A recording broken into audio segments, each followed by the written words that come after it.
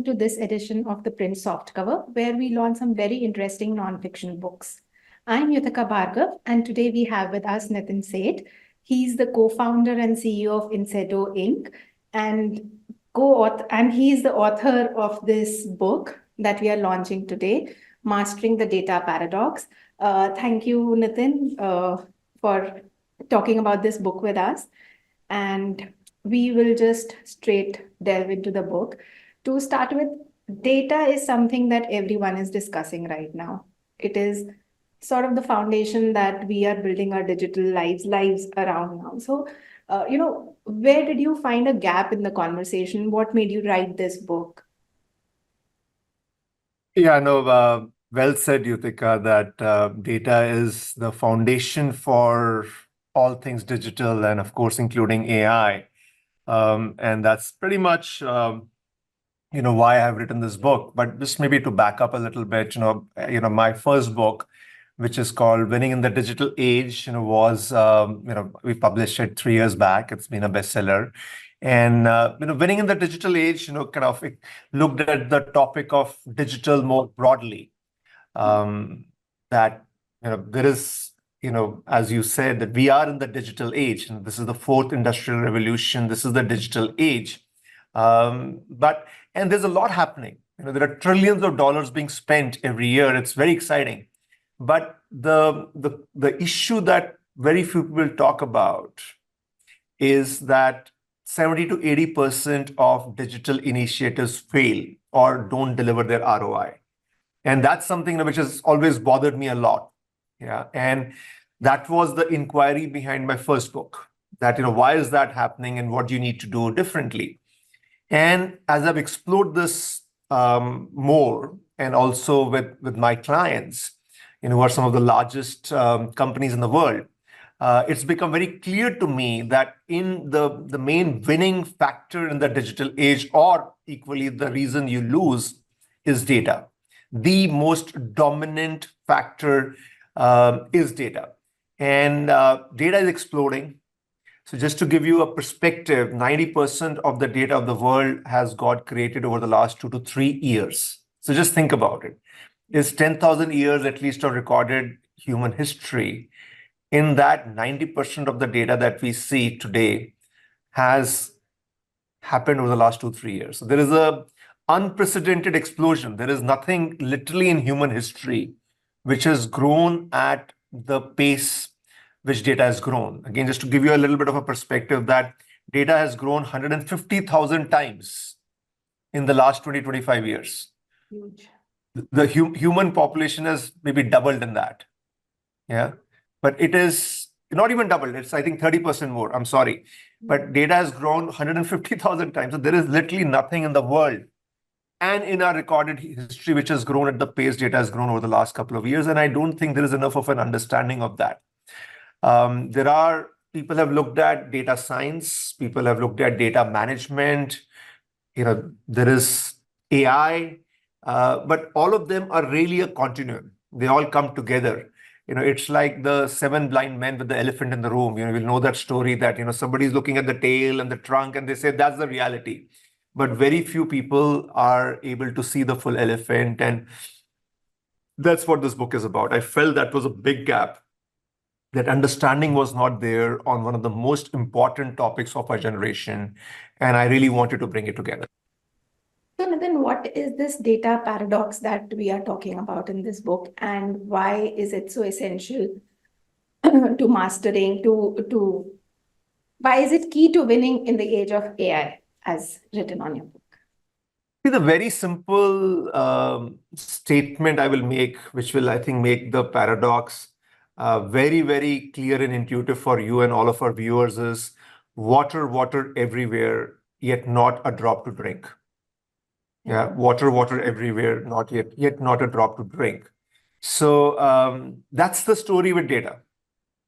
That's the story with data. And that, you have a data deluge. Yeah. That, I mentioned the explosion of data, the volume of data, the velocity of data, the variety of data. Yet, when you look at insights and, what is being actually used even those insights getting translated into actions and then into impact, it's very little still. Okay. And majority of this, so on one hand, large companies are spending millions, and the larger companies, hundreds of millions or billions of dollars on getting data together, somehow trying to manage this data deluge. But at the same time, if you talk to senior managers, they say they still don't have the information they need. At least they don't have it on time. And even to get whatever it is happening, it takes too long and it is too expensive. So that is the paradox. It's like, you're in the middle of the sea, but there is no water to drink. And that is that's the central paradox, which I have tried, which I felt was a good way of framing this entire problem. There are many more paradoxes. Yeah, there is a paradox around making data available to everybody, which is data democratization. But equally, the biggest risk we face is data security. Yeah. So both have to be balanced. Yeah, there is a paradox around around personalization. One of the biggest things which data enables is personalization, hyper personalization. But at the same time, one of the big risks is around data privacy. Yeah. So in the book, I probably introduce or deal with maybe 10, 15 such paradoxes. But it is essential, because it's not either or. You can't say that, I will only choose this one path. It's like short term, long term. You need both. Growth, profitability, you need both. And similarly, there are a multiple set of paradoxes around data that need to be solved at the same time. Nitin, you talked about how there is an influx of data, but people aren't able to use it. So why is that? Is it lack of tools, talents, or just quality of data maybe, or multiple sources? Why is it that we have that paradox? It is it is just that the explosion of data, Yutika, is unprecedented. Yeah, it's the famous, Malthus equation that resources grow in arithmetic progression and the needs grow in geometric progression. It is something like that, but in a more extreme way. Yeah. So, your data is it's not influx, it's an explosion. It's an unmanageable explosion. Just think about it. 90% of the data of the world has got created in the last 2-3 years. Data used to be structured data. Data, we would say, was numbers. They would go on an Excel file. It had rows and columns, and you could multiply and add, But the majority of the data today is unstructured data, isn't it? Which is, the activity you and I do on a website, or everything that your mobile phone is capturing. It is all unstructured data. So now what you said is actually the conventional wisdom, and which is wrong. Okay.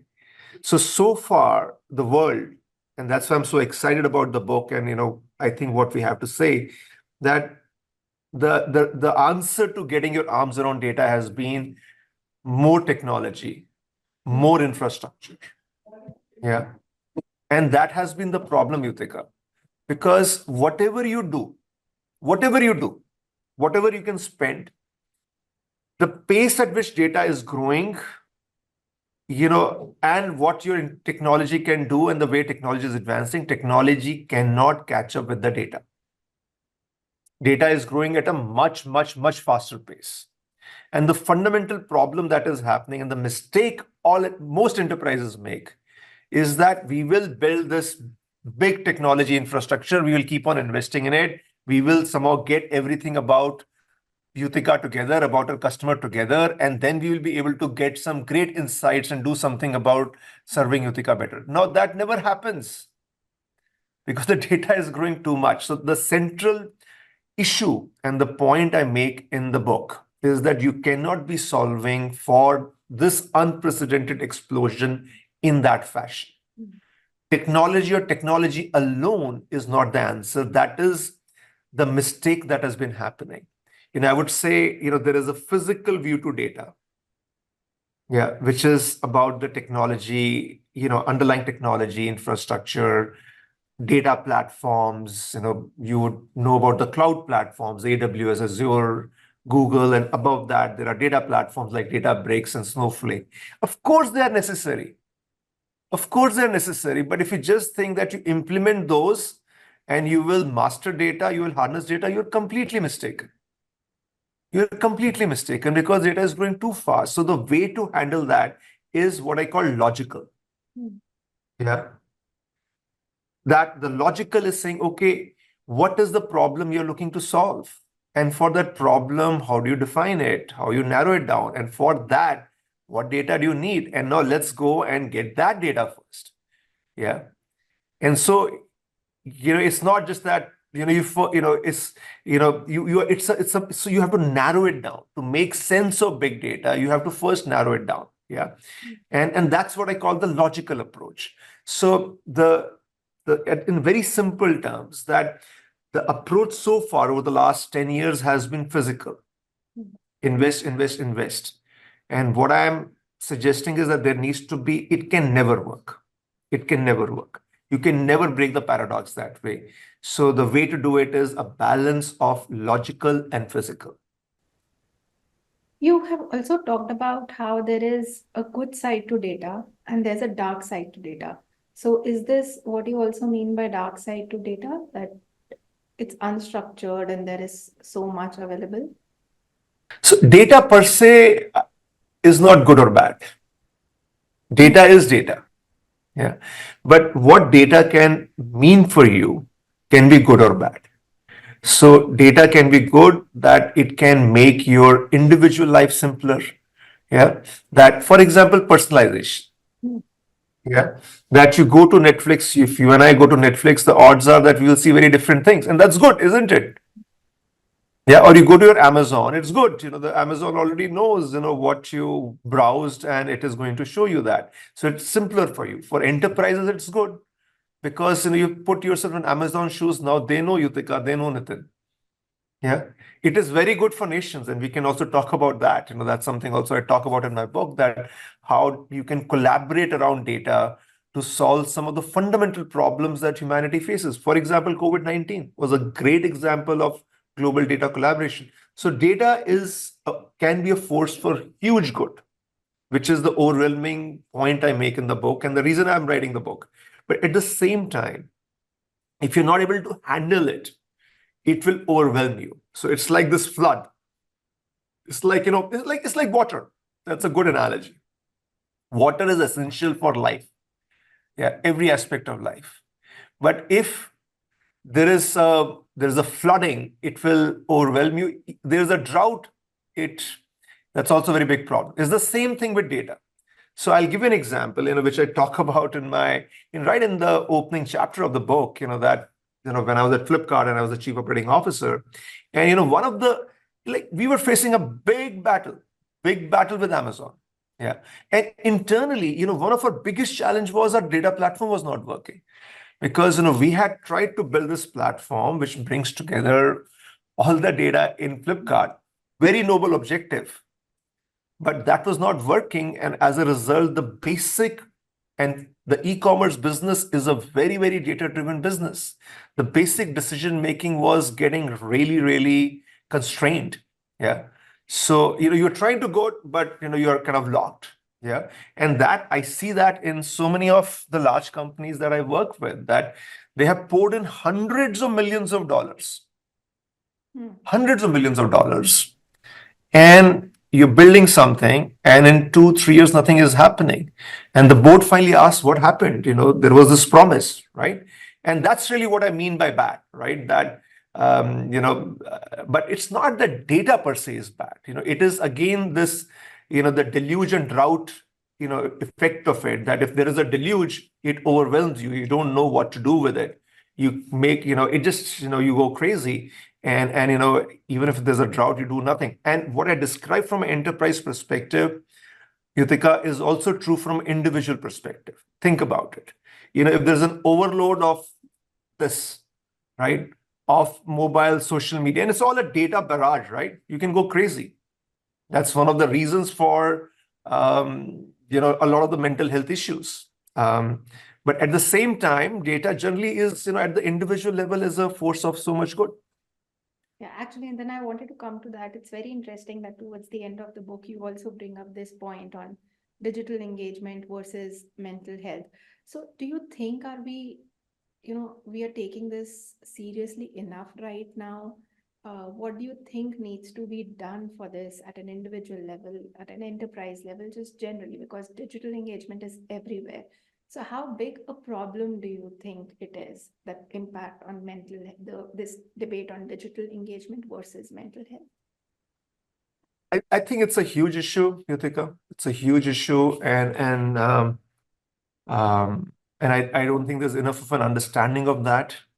That what is the I've said it many times, and many people have said it, that mental health is a bigger pandemic than COVID-19 ever was. Hmm. And one of the drivers, not the only driver, but one of the biggest drivers of mental health is the digital addiction. Yeah.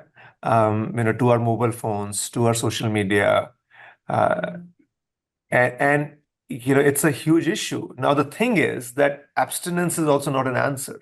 Hmm. How do you operate in today's world without your mobile phone? And why would you not be on social media and leave out an opportunity to network and connect professionally and personally? Yeah. Now the thing is that to get more out of this digital world, you have to engage. If you want the benefits of personalization for yourself, you also have to engage and share some of your data. So I don't think you have a choice not to engage. But the problem is that the moment you start engaging, it ends up being over engagement, over consumption. Hmm. And it's very difficult to draw the line. And it's like that frog in a pail of water, and it's kind of, you heat it and the frog doesn't know. And what happens then. So that is really, really a problem. And I think first and foremost, I think there needs to be more awareness of that. And here in the book, I do talk about it. Various things you can do. My method is that, is periodic abstinence. So, I've just come back last weekend from a silence retreat. So, I do a silence retreat every at least once a year. Try to do it twice a year. Where 4 days it's a detox. So it just every time you do it, it kind of anchors me. No, that's my method. There are many things you can be doing, but I think it is very important to recognize that that's an issue. That's a big issue, and you need to find the right balance. Nitin, since you are very into both India and US, as in the worlds, do you think there is any difference in how this digital engagement mental health issue is perceived in these two parts of the world? Or do you think this is something which is borderless, like digital, like data? I think the issue.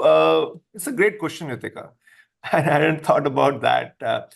So the issue around digital addiction and its implication for mental health, that's a borderless issue. Okay, that issue is there in India. The issue is there in the US. It's a very digital is a very, very global phenomena. Okay, if anything, I would say it's even more in India. Digital adoption is very, very high. Um, but I think what is different is that the understanding awareness of the mental health issue is much higher in the US. Hmm. Yeah. So even my 17-year-old son, even when he was younger, he would go for a doctor visit. Half the questions are about mental health. Hmm. And my girls who have now graduated, but when they were in college, this college was offering them at least 5 free counseling sessions a semester or something like that. So it's a very, very, the awareness of the issue is very high. I also feel that awareness is so high that sometimes even if you have a borderline issue, you kind of start thinking a lot about it. that I have a mental health problem. Yeah, so so it's kind of but it's interesting. I think the issue is there across, but the level of awareness and how seriously we take it, I think, is much higher in the US. Before we close this discussion, Nitin, one last question is another paradox that you mentioned about democratization of data. So how, and right now we are talking about data security so much.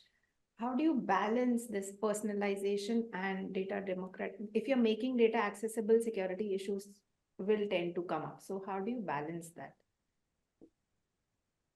I think first I would say that democratization is a super amazing benefit and opportunity with the explosion of data and the growth of digital technologies. The essential nature, you think of digital, is democratization. Yeah. That it's very difficult to control it. It's kind of available. You could be a kid, sitting in, you know, Navsari in Gujarat or, Guntur in Andhra Pradesh and can be accessing content from Harvard Business School. Yeah. It's a humongous, that's democratization at a broader level. But let's talk about enterprises. Yeah. That historically, control of data was power. Yeah. I have this data. I'm going to hold it very close to myself, and that is my source of power. It is just not tenable now. Data is so pervasive, so easily available, and it is so easy to make it available to everybody through self-service tools. It is also easy for people to play around it, with especially with generative AI exploding. It's you can't put the genie back in the bottle. You can't. The genie is out of the bottle. So as we'll realize it and ride the wave. Yeah. As well, see, this is a very fundamental point, because this is also linked to the design of organizations and the culture you're trying to establish. In the 21st century, when you're in the digital age, do you still want to be a command and control organization who's holding onto things very tightly? Or you want to use data as a way, and the opportunity with data democratization to build a really, really, participative organization, because, only when people have data and can do something about it that they are truly empowered. If you have no data, you don't have any transparency, you don't know what is happening. How do you ever make decisions? You're just a doer. Yeah. You're just a cog in the wheel. With data, anybody can become a decision maker. So it's a very, very, very powerful thing. At the same time, data security is also a humongous challenge. Yeah. And it is, I kind of have a quote, I think, in my book, that there is, which kind of says that there is literally no organization which is not being attacked. Yeah, from a data security perspective. It's just that you don't know, maybe you don't know it. Yeah. So it's a huge issue. And I think it has to be, I talk about it extensively in my book, Yutika, that, you need to have multiple lines of defense. At the heart of it, the philosophy is zero trust. Now, that may seem like a bad thing to say, but it is zero trust. Yeah. That you trust nobody. It is not just external, but also internal. Yeah. And what that means is that, it's, it's kind of almost, like that socialist communist dictum that, from everybody, as per their ability, and to everybody as per their need, that, it gets down to this, what we call identity access management, that, what is Yutika's role? What is Nitin's role? And therefore, what does Yutika need? What does Nitin need? Yeah. You need to have a much clearer identification of that. Yeah. That's at the heart of it, but, you need, you need kind of, multiple lines. You need more at the network level of security. You need the physical device level security. You need at the data level. One broader point I would make is that, look, And as a company, we've also, with our clients, seen cyber attacks. We have seen cyber attacks ourselves. The attackers are getting incredibly sophisticated. And interestingly, they are using AI for attacks. Okay. So you may have 1,000 servers. Even if one or two are not protected, the attackers will find that out. Yeah, so it's getting more and more sophisticated. And one of the big themes, which I talk about in the book as well, is that AI can be a way of really, really enhancing your data security. And it also kind of goes to this recursive relationship between three concepts: digital, data, and AI. Okay, so it's very interesting. These are like trifecta. It's like three Dev. Okay, these are three heads of the same thing. That digital feeds on data. But digital also creates a lot of data. You need data to create AI. AI cannot happen without data. But then AI can also help in kind of in data. Like for example, security. One of the big I see no way of really handling the cybersecurity, data security challenges with AI has to be a very important part of it. Another very big issue in data is data quality. I think you mentioned it somewhere earlier in our conversation. I think the way to handle data quality is AI. So it's very, very interesting that all three of these feed into it. But look, again, it's a paradox. And I would say that you have to do data democratization. The answer is not to close up. Yeah, but for that you need to get a lot more sophisticated around how you manage security, and AI is actually a way can really help you in doing that.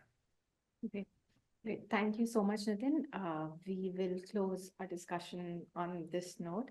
And thank you so much for taking all our questions, and wish you all the very best.